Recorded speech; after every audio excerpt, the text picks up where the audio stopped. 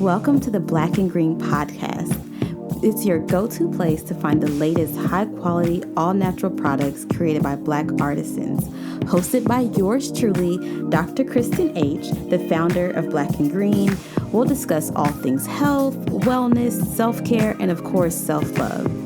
This podcast features a refreshing lineup of guests, from entrepreneurs and artisans to holistic lifestylists and clean beauty experts, and a plethora of other innovators within the wellness industry.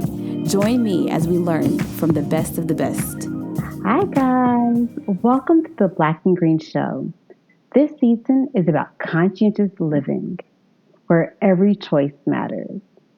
I'm your host, Dr. Kristen, and we will explore the power of intentional decision-making in every area of our lives. From the products we use, to the foods we eat, the hobbies we build, and the books we read. This is your space to pause, reflect, and take charge of your choices. In a world full of noise, it's easy to move on autopilot. But what if you stopped to think? Each decision is an opportunity to align with your values, nurture your well-being, and create a life you love. Together, we'll dive into transformative conversations, practical tips, and a little soul searching to inspire you to live intentionally every step of the way. Jalisa, welcome. Jalisa from Booked Trip. Thank you so much for having me. I'm excited for our conversation. Yes, me too. And I'm going to ask a question. People often ask you to introduce yourself or to say something. And you ask a very interesting question when we did the book trips at my home. And I believe, I'm going to see if I remember it correctly. How do you show up in the world? What's the space that you want to take up? Kind of where are you in this moment? At least that's the way I remember the question. Yeah. So I'm going to give it back to you. How are you showing up in the world? What's the space you're taking up? This is a very interesting time for that question. I feel like in the U.S. specifically, since the election, it's been a very destabilizing time. So figuring out where I show up has been like an ongoing thing. But I will say, I think a lot about connection. So where I show up in my work is as the founder of Book Trips. We curate book-inspired travel experiences that take small groups of women from the pages of some of their favorite books to the places that they're set in. So we have our international travel experiences that range from 5 to 12 days. And then we also have dinner series like the ones we have hosted at your home with your husband, Jason, which have been really beautiful ways for books and meals to be a site of connection and conversation. So I think I'm showing up now and thinking about how do I use that platform to provide opportunities for like-minded women to come together and connect and to be able to bring their full selves into a space. I'm creating worlds where curiosity and connection and culture are at the center. So how are we using our time together to learn and to grapple and to dream? So I think that's how I'm showing up. And I'm showing up as an imperfect and learning person. And I think that's always good for you to show up in your full humanity and knowing that sometimes you don't always have it together and it's not always perfect and polished, but that doesn't mean it's not welcome in a space. So I think modeling that and inviting people into spaces where they can be a little bit unpolished. They can be getting it together. Right. Yeah, I think that's where I'm showing up right now and what I'm thinking about a lot. I love that. That intentionally being and recognizing that we are imperfect.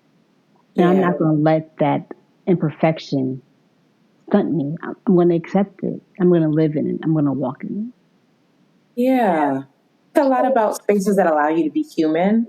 I think for a lot of people who work traditional 9-to-5 jobs, you're taught to temper and to show up as polished as possible, no matter what's happening in the world, and to really numb our humanness as much as possible. So I really think a lot about where are the spaces where you can just be human, especially right now where there's so much happening politically and internationally.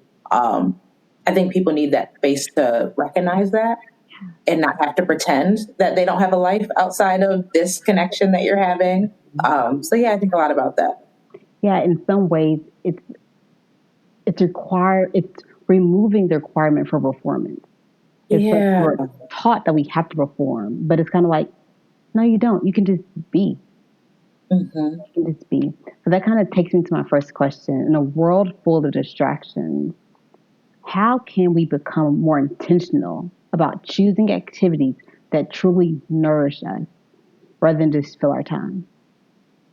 Yeah. I think one way to do that is to return back to like the child you. Like, what are the things that lit you up as a child? For me, I was always a very creative child. I grew up in a musical family. So my dad played 5 instruments. We had a music studio in our house. I was always singing or making music videos or writing poetry or drawing. And so, like, that creative outlet, returning to that as an adult has been really important to me. Like, what are the things that light me up and make me feel like little J, the little version of me? So I do like a lot of candle making classes, screen printing, or like I write, I dance around the house, like things like that. I think a lot about. I'm very into going to the theater regularly, going to live music. So just thinking about what Mm-hmm. what you really want.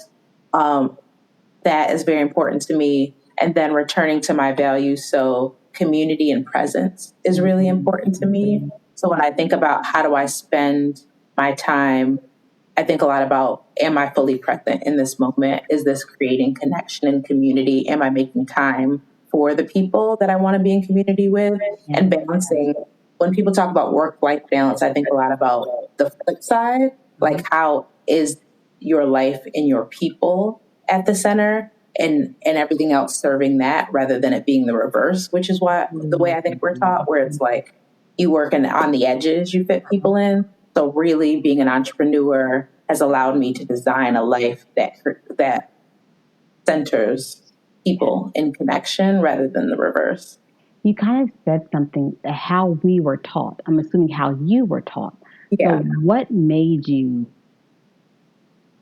say, no, I'm not doing that? Or, no, I want to operate in a different way? What kind of made that moment click for you? I think a lot of that happened during the pandemic for me. So I was working as a director of a nonprofit, a national nonprofit in DC.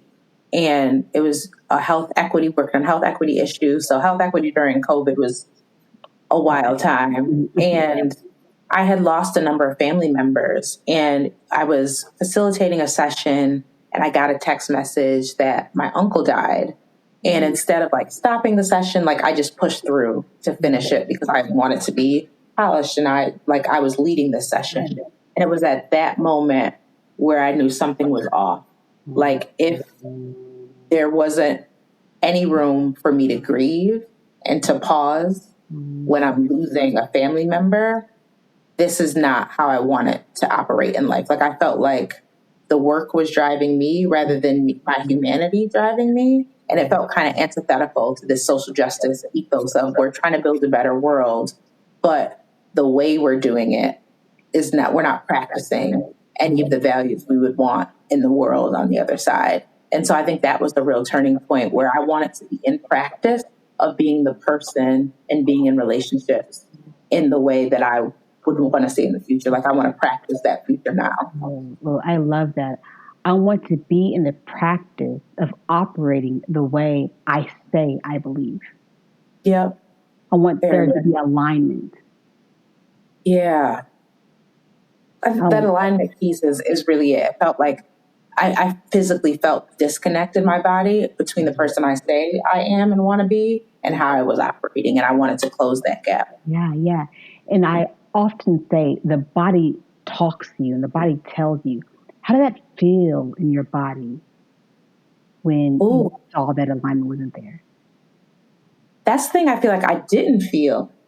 I think there was so much numbing that I wasn't present at all with the things that I was feeling. There was so much grief, so much uncertainty that if it's like fight, flight, or freeze, I'm a freezer. That's my natural state. And so I knew there was a problem because I didn't feel anything. Like there was this death on the back of a number of deaths and I didn't feel anything. And I knew I was too far disconnected from my body. And that was the signal for me.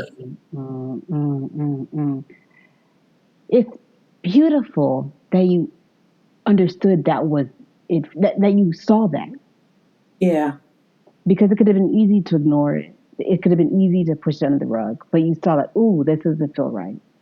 Yeah. This doesn't feel right. And because this doesn't feel right, I'm going to make choices to operate in a different way. Yeah. And another big piece of it I often think about is what truly nourishes you. You have to know what truly nourishes you. Yeah. And I think a part of that is the practice and play of just like trying a bunch of things. Like I think there's the returning to what you know, but then there's also the like tinkering. Like I played with pottery for a while. I am not a pottery girl. It is not for me. But I think it's just like trying, being willing to, that's the practice part. Like when you just try things, you don't feel like everything has to be your identity. Took piano lessons for a little bit, and I learned that being a beginner is very hard for me. So then that was a conversation of like, why are you so uncomfortable being a beginner and being in practice with something? So I think pushing yourself to not feel like everything has to be the center of your identity, but you get to just play. Yeah. Practicing being bad at something. Yeah. You said it in a nice way, being a beginner. Being bad. I am not good at being bad at something. Yes. I tried to tinker, played with swimming. I said, okay, I'm going to go swim. Da-da. Your girl was not a swimmer. I said, whose idea was this? At one point, I just had a little float and I was just kicking my little legs because I wasn't stroking nothing. Stroking was not happening. Couldn't do arms and legs. We get one or the other. We don't get both. But speaking to play, but I had fun. Yeah. Am I going to be the next swimmer? No. But did I have a good time at the pool that day playing like a child? Yeah. I did. Had a lot of fun. It's like giving myself space to have fun when I'm bad. Mm-hmm. Yeah. That's real. That's real. And I think it's even harder. I guess I don't know because I'm only a Black woman, but I feel like it's harder for Black women. Yeah. Because I think I was taught this message about being excellent. Yes. And so I always strove to find areas where I could be excellent. And I think at a certain level of your career, when you're mid-career, you start to be awarded for and affirmed around all these things that you're excellent at. And so to be in a space where you're not excellent just feels like, well, I haven't been here in a while either. Right. Like you get in your routines, you get in your lane of excellence. And so to go outside of it, it's like, well, I haven't, wait a minute. What is this? So I think that's also the building the muscle. I had built the muscle of being outside of spaces where I was good or excellent. I have been thinking through and processing. I'm curious how you process this. Black excellence. I feel like it's something we say for encouragement and Black excellence, but they can also feel like a handicap. Like I have to be excellent in everything that I do. So I have been trying to see how Black excellence fits in. There's one point in my life I'm pushing for Black excellence. Everything I do is in the name of Black excellence. Like I was like, can I just be bad though? Can I not be excellent? Can I be unexcellent? I totally feel that. I was like, what about Black mediocrity? I want to be kind of mediocre. Yes. I just want to. Because I do think there's a heavy weight of thinking about how all of your actions have to be in service of something else rather than just being like, yeah. I'm not the biggest proponent of Black excellence on this current phase of my life because I do think it can be a hindrance to the practice and the play and the tinkering. Like if you're to be excellent, you're not I think it hinders you from trying a lot of other things. Yes. And that's a really interesting point. That's something I'm noticing with my kids is that if they don't think they'll be good at something, they don't even want to try to do it. I was like, no, baby, you're going to be bad. You've never done it before. Everything you do, you're going to be bad at. You can't stick to the one thing you're kind of good at now and just, I only want to do that one thing I know I'm kind of good at because I don't want to be bad at something. Right. And so because I'm noticing it, I don't want to recreate my trauma in my boys. I wonder how it plays out for you in entrepreneurship, because I think this is entrepreneurship is like therapy on steroids for me. Like all of my stuff shows up in entrepreneurship, and I think that drive for excellence or a lack of space for failure, like I bump up against that constantly because as someone who's early in this new business, this is our third year for book trips, like you're constantly learning. So you're going to fail and learn some things, but doing that in public is so difficult for me. So there's always this internal challenge of allowing myself to try things. And when you take some big leaps, some of them are going to be amazing and some are not, and allowing that to be okay too. But it literally keeps me up at night sometimes. Like, the anxiety of being in a very public facing role, trying new things. So I wonder how you navigate that. Yeah, the way I have navigated it is the power of storytelling. I can tell the story behind any failure to be in my good, which sounds kind of weird, but I control the story. So I know it may feel like a failure. I know it may feel like something negative, but how can I reposition the story to not seem like a failure? I don't know if that's good or bad, child. But that's the way I look at it. Okay, Chris, this thing happened. On the outside looking in, or you may feel like it's a failure. How can you not make it seem like a failure? How can you make it seem like it's something you're learning from? How could it be a lesson? So I try to frame things around lessons. Now, what can you do better because of this thing that happened? So storytelling, just what story can I tell myself to go to sleep at night? That's really helpful. We're going to pause for a meditation. Now we will pause for a moment of meditation with Dr. Crystal Jones. So whether you're listening to this podcast as you're walking down the street or in your car, in your home, or in your bed, just want you to find a comfortable position where you can relax and take focus on what's happening right now. And as we do this, I want you to focus on your breath, focusing on the fact that your answers are always in your breath. Feeling your breath, not judging it, but experiencing what it feels like. If you're able to, you can close your eyes. If not, just keep your focus. Notice where your breath is racing through. Where are you trying to meet so many deadlines in life? Notice where your breath is moving in the same cycle or feeling stuck.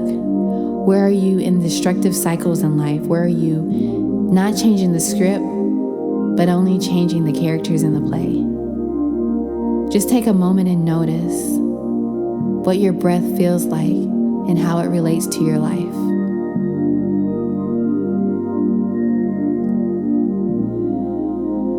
Deep breath in. And as you exhale, let everything go that's not serving you. Reminding yourself that you can keep anything that you want to keep. You can let go of anything you want to let go of. But honoring your truth in this breath. As you're breathing in, you're creating. As you're breathing out, you're creating space for what it is that you desire. Little by little, letting go of what's not serving you and honoring the spaces that asks you to hold on at this moment, taking your time and being present. Continuing this breath until you feel like you've let go of everything that's standing in the way of creating what you desire. And as you feel like you've let everything go, bring the awareness back into your body, back into the space of wholeness, come back into the space of truth, and move forward, knowing that you're whole always, and that you are the one that you've been looking for. How can we create a personal framework for selecting activities that align with our values, energy levels, and overall well-being? I think I would start with like really getting to know you. So I would spend some time like journaling or building out a list. Like, what are the things that bring you joy? Like when you think back the last time you like full belly laughed, or the last time you felt like really seen and held in most yourself, like what were you doing? Who were you with? Like really reflecting on that. And then like, how can I recreate that? So like when I think of that, like book club discussions are when I feel like the kind of conversation that has the depth of the conversation is just different from my regular life. And I always leave feeling like filled up. So I'm like, okay, how can I be in small group spaces with other women who want to discuss ideas, who want to discuss, you know, both the joys and the hurts and what we all dream of and want to build together? Like, how can I be in more of those spaces? Or I think of like, when do I feel like I'm in my creative zone? Like, when do I feel like that? So it's always has something to do with music or art and like the discussion that you have after, or like when you've sweated your hair out after dancing with your friends. So like, how can I make room for those things to happen? Or like, when do I feel good in my body? And like, I'm a Peloton workout girl. And like last night they have a Kirk Franklin like treadmill activity. And I felt so good during it. So it's like, how do I make space for a daily practice of movement? Because that makes me feel good. I'm not at all a cook. My cooking is terrible. But when I put on an audiobook and I make a nourishing meal for myself, like I feel good because like it's only for me. I'm not cooking for anybody else. And like just that art of taking the time to like listen to a good book and make a meal for myself, that feels good. So how can I make that a practice? And I deal with anxiety and depression. And so when I'm in the darker modes of that, I have like a little journal with that list. Like, what is the playlist that helps? What are the small movements? Because sometimes 30 minutes on the mat for yoga is hard. But like I can do this 10-minute that I already have saved in the Peloton app. So like also having that like emergency kind of book of like, what are the small things? What are the small little rituals that you can build that feel good? The small little hobbies. Like, is there like writing? Like, can it just be free form writing that makes you feel good and gets you off the hump? Is there a person that talking to them always reminds you of the version of yourself that you really like? So just having those things as like a little toolbox, I think it's really helpful, because when you're in the moment, everything feels like too much. But if you have this already built in, like, okay, I just have to click this link because I already have the document and it can get me there. I think that would be the framework, really coming back to, where do you feel most alive? When do you feel good? Who are you with? What are you doing? And then what's the toolbox in the darker moments for the mini rituals that can get you there? It's interesting. Pre my doc life, now I have a document for everything. But before that, I had a mason jar, and I wrote down all the things that made me happy or gave me joy, and I put them in the mason jar. And so whenever I was having a moment where I just needed some uplifting, I will go pull something out of my mason jar. And it could be little things like go outside and walk, or open the window, or go look at a picture of yourself when you were a child. Call a friend that you know can make you laugh. Go watch a stand-up comedy. It was like little things that didn't cost any money. Yeah. And that I could do just to help me. And I think something else that I had that I'm still working on is accepting and acknowledging that I won't always be happy, nor should I always be happy. That there's going to be some moments when I'm sad, and that's a good emotion. There's nothing wrong with sadness. There's nothing wrong with fear. There's nothing wrong with anger. And I am learning to get more comfortable with that, the full range of emotions. I'm processing if I was a little toxic positive, because I think I might. After reading some books, like, oh my gosh, was this me? Yeah.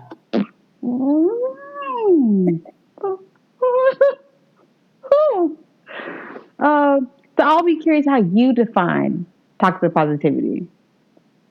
Ooh. For the first thing that comes to mind is like not allowing yourself to be present with who you are in this moment. Because I feel like toxic positivity is kind of gaslighting yourself of like, if I'm feeling angry or sad and trying to tell myself, just cheer up, girl, no, I'm upset right now. And it is okay to be upset or sad and to like allow yourself to sit with that emotion a little bit. Because for me personally, it can be uncomfortable to like not be the bubbly, bright person. And so it's like trying to push through the discomfort of it by feeling something different instead of really sitting and asking yourself, like, what am I feeling? Why am I feeling this thing? Like not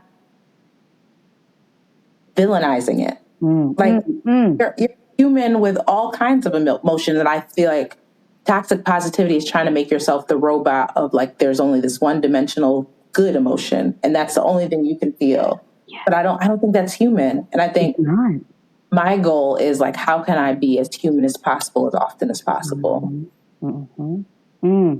How can I be as human as possible, as often as possible, and not let my humanness impact somebody else in a negative way?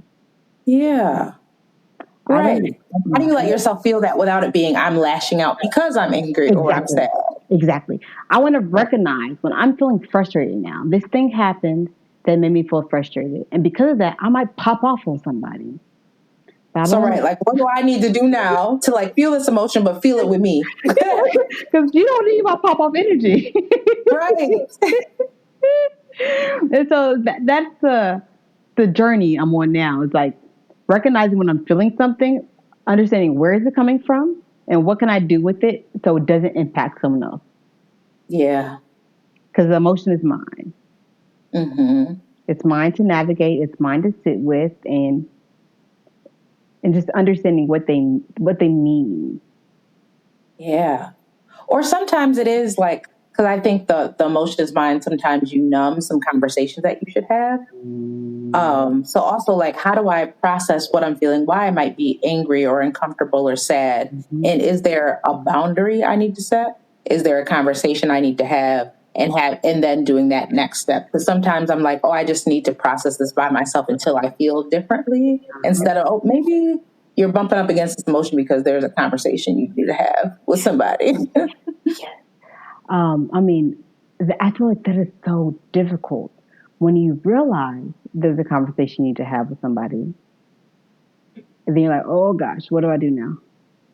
Yeah. Because there's the fear, if I have it, it can impact our relationship. Yes. And I'm worried that being present and being authentic and being honest might impact the way that things flow.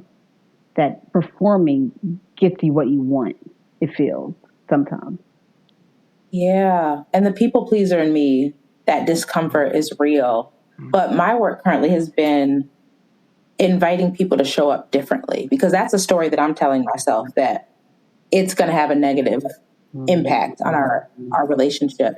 But I've been practicing treating it like an invitation, like, okay, there might be an unmet need or a boundary or something else that needs to happen here, and creating an opportunity for us to deepen our relationship by having that conversation.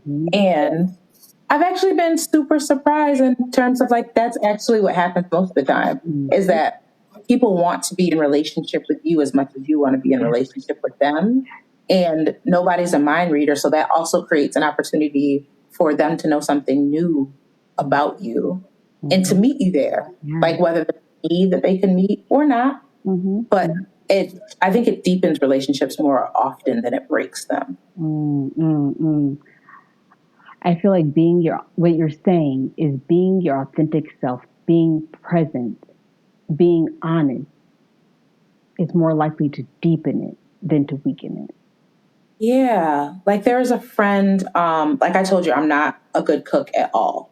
But I've been practicing cooking and it's something that I'm very like self-conscious about. And she had made like a little joke about it. She was like, you cooking? Wow. And I like had a conversation with her and I was like, actually, that hurts my feelings. Like when you're flippant and make jokes about this things is something I'm very sensitive in and I'm growing around. And she was like, thank you so much for telling me that. Like we joke a lot and I didn't know this was something that would be hurtful to you, but like I'll be conscious of that going forward. And I felt really uncomfortable bringing it up. But for her, she was just like, oh, girl, yeah, totally. Like, I won't make comments like that anymore. But that's a small example. But I think most people don't know. Like, they don't know that that's creating tension or conflict or friction in your relationship, whatever the it is, until you tell them. And I also think it's a good mirroring, like, oh, I could do that too with us. Like, I can tell you things too. And that doesn't mean that we're going to lose our ability to be in a relationship. Oh, that's it. It's the fear that if I'm authentic, if I'm honest, we'll lose our ability to be in a friendship. So you talked about kind of what makes you happy, and you talked about reading the books and kind of being in conversations, connecting with a small group of women, talking through books, but it's booked trips. So tell me more about the trips part. Yeah, so the book trips model, 3 months before the trip, everyone receives a booked box, which includes our selected trip read, a playlist with sounds of the city that we're going to, and items from local artisans from the place that we're going that really connect the theme of the book. And then on the ground, each day of our trip, a quote from the book inspires the itinerary for the day. So you get to live inside the scene or theme from the book. And for me, book trips was this merging of my love of books and my love of travel. And I think the commonality between the two is storytelling. Both are about like, how do I tell the story of a person or a place or a culture through whether it's literature or food or music or the activities that we're doing. So it's really about what's the story of the place. It's not the IG backdrop of like, oh, you saw a beautiful location, but like, what is the cultural context around this location? I think books give you that insight into like, what's the historical context? What's the political context? Like, what has happened to create this space that you're experiencing? And then when you come on the ground, we're meeting chefs, we're meeting artists, we're meeting creatives, we're meeting historians that are taking what you learned from the book and contextualizing that in the current moment.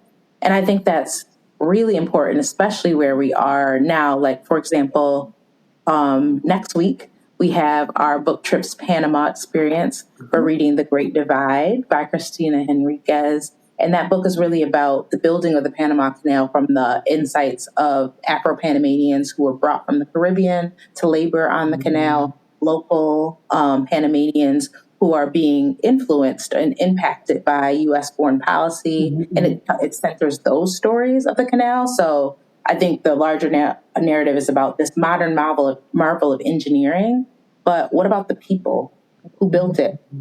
And so that gives us a way to talk about that. And it's very timely because the current Trump administration is trying to reclaim the canal after it was already returned to Panama control. So this is a very timely issue of like, how do we talk about this thing that's happening currently in Panama through the lens of this book? And now we have local Panamanians that we're meeting with who can contextualize what that looks like in 2025 for you. So that's what really book trips is about. It's about how do you experience a place, not just for a bucket list, but to really connect with other women who share your interests, but then local people who they're not just this transactional relationship, but you're really learning about them and they're learning about you. So that story part. Oh, I love that. And something you said, not just for a bucket list. Tell me more about that. Not just for a bucket list. And this is not to judge the bucket list trip of like, oh, I want to go to the top of Table Mountain in South Africa, or I want to visit the Panama Canal, like these checklists. I think we treat a lot of travel as a checklist, or we see a beautiful place on Instagram. So we save it and we're like, if we go to this city, we'll go to this world's best restaurant. We'll go like these checks, which there's nothing wrong with that. But I wanted to go a deeper layer of, but did you understand the place? Because I think sometimes all these places become flattened. And it's like, am I in Cape Town or am I in Rome, or am I like, it just becomes flattened to the best of these things that we should do in the places that we're in, but we don't know any of the history of how they got to where we are. And as U.S. citizens, how our policies and politics have created the conditions in a lot of these places where folks aren't aware of that. And so that's what I really wanted to get at. Like, how do you understand the people in the place in your role and impact when you show up outside of these activities that you should do? What are the relationships that you've built? How do you understand someone's story and not just treat people as backdrops to a fantasy you might have about travel? I think the normal question I hear people ask is, what's your favorite place that you've ever been? And that's not the question I want to ask. I want to ask, what is the place that you traveled to where you felt, I don't want to use the word safe, when you felt seen, when you felt comfortable, when you felt comfortable in your skin? I'm searching for the right word. I hope you get the vibe I'm going for here. When you felt the most relaxed being you. I feel that way in many places now, thankfully. But the top of mind place I go a lot and will continue to go is South Africa. Johannesburg for the vibes, like the culture, the music, 10 out of 10. And Cape Town for the views. So I'm an outdoors girl. And so the hiking is beautiful there. You can see penguins on the beach, which is like, where else can you see penguins on the beach? The wineries are amazing. So just like South Africa has a diversity of cultures that you can experience, and just like the friendliness and acceptance is really, really good there. I mean, there's a hard history. Apartheid ended in 94. So it's within our lifetime, and they're still grappling with what it means to be a multiracial society. And I think the U.S. too is grappling with what it means to be a multiracial society. But I think they're doing it in really interesting ways. And I just feel like I feel creative and open and curious when I'm there. And I think for me, that's what I'm looking for when I'm traveling. Like, what are the questions I can ask myself and others? What are the things that I can think about that I can't in my day-to-day life? I think that's the interesting thing about travel. Like, the awe, your like capacity for awe increases, your aperture increases, because everything is new. You're aware and present in a way that you might not be when you're in the routine of your day-to-day. So I would say South Africa is always high on the list of places I feel good.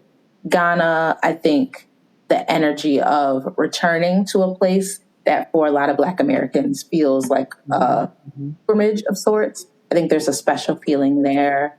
I loved Vietnam because I'm like a green, lush jungle person. And there are parts of Vietnam where just 10 out of 10. And it's like the food is amazing. And I think it's a cultural context that is very different. Like, to be in a place where there aren't a lot of Black people, but people are curious about it. Like, difference doesn't have to mean distance. It can mean curiosity. So those are what come top of mind immediately. Then there's places where it's like Peru, where I love like the food, like food culture spas, love that. But I think if it's where I feel most myself, it would be South Africa. Oh, I love that. I love it. I love that answer. I absolutely love that answer. Thank you so much for joining us. Is there anything that you want to say that I didn't ask you, that you said, oh, I want to mention this, that I wanted to give you the space to say it? I just want to say thank you so much for having me. And I'm so excited that you have these spaces for the conversation. I think if folks want to get connected with Booked Trips, our website is www.bookedtrips, trips.com.